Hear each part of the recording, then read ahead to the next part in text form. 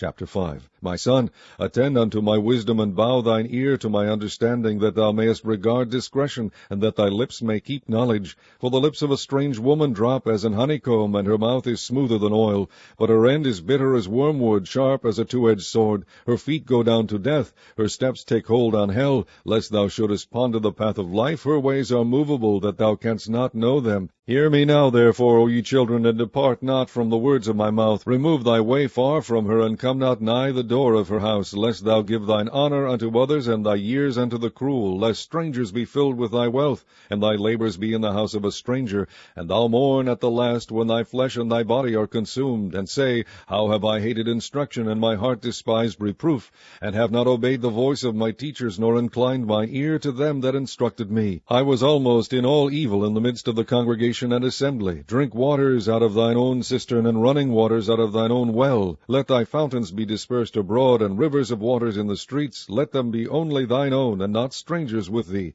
Let thy fountain be blessed, and rejoice with the wife of thy youth. Let her be as the loving hind and pleasant roe. Let her breast satisfy thee at all times, and be thou ravished always with her love. And why wilt thou, my son, be ravished with a strange woman, and embrace the bosom of a stranger? For the ways of man are before the eyes of the Lord, and he pondereth all his goings. His own iniquity shall take the wicked himself, and he shall be holden with the cords of his sins.